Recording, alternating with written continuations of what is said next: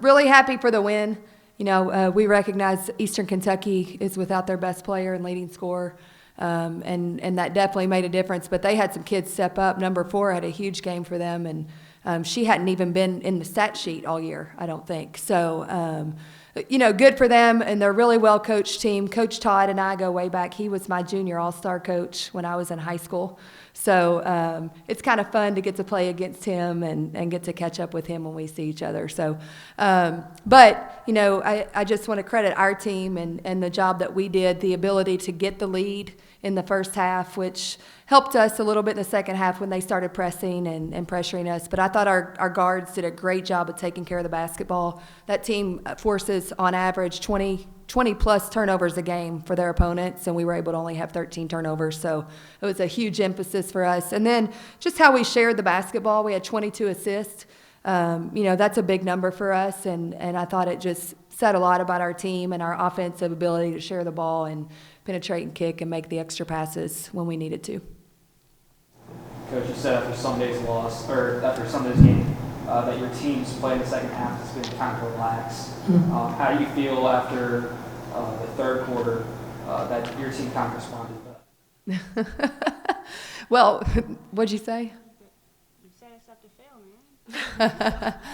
man. Obviously, I would like to beat teams by 40 if we can, but we know that the teams on our schedule, they're not just going to lay down, they're not going to quit when we get ahead, and we're playing a really tough schedule. But I just like to see us come out a little bit more focused in the second half when we do have those leads. It's happened to us now 2 games in a row, and so we just have to do a better job of being able to take that 22-point lead at halftime and at the end of the third quarter making it 30.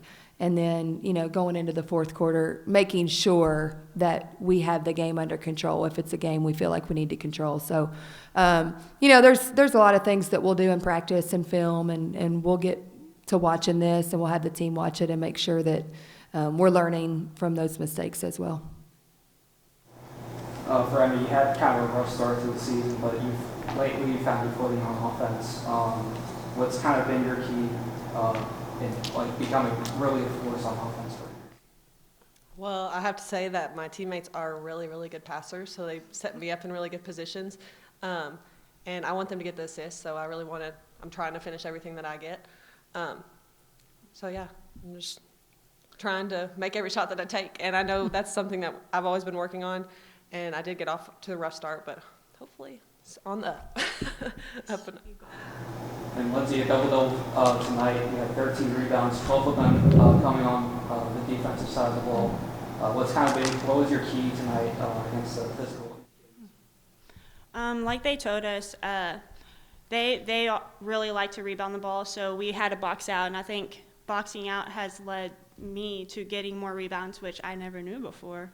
For some reason, I just went and pursued the ball, but after them really keying in and making sure we boxed out, I just happened, and all of my teammates boxing out, I just happened to get the ball, and I know that my teammates need me to rebound, so that's what I've been doing.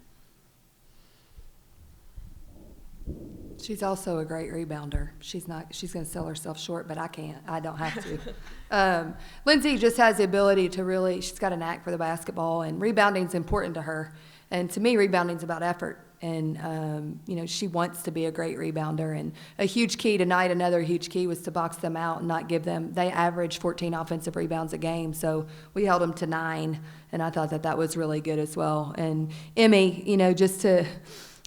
I think some of her beginning parts of the year might have been a little bit rough, because what a lot of people don't know is she's doing her student teaching right now. So we're practicing at 4 o'clock in the afternoon every single day. And these are long days. They're long days. She's in the classroom all day, and then she comes to practice. So we're talking, she's getting up at 5:30 every morning, and she's getting home at 7:30 at night every single day. So finally, tomorrow is our last day. We're going to have a celebration, and Emmy's going to get a lot of sleep and a lot of rest over the break, and we're excited about that. Not that it's an excuse. Emmy's going to be fine. Question was just again for all three. You can kind of chime in a little bit, but essentially, we've noticed this in the past few games where second halves tend to get a little heavy with fouls, and a little more intense. I mean, they shot 15 of their 18 in the second half. I mean, as a coach, how do you keep your team focused of, physical play like that? And then for, Amy and Lindsay, it's like on the court, it's like when the game's drawn out, I mean, how do you just keep your teammates focused and keep you guys focused as well? I clearly have not figured that one out yet. So I'm going to keep working on it as a coach on how to keep us focused. But the only thing I know how to do is go back and watch it and figure out, one, what I can do differently, how we can practice differently, how we can work on being focused in practice so that when we get to the games, it's kind of second nature.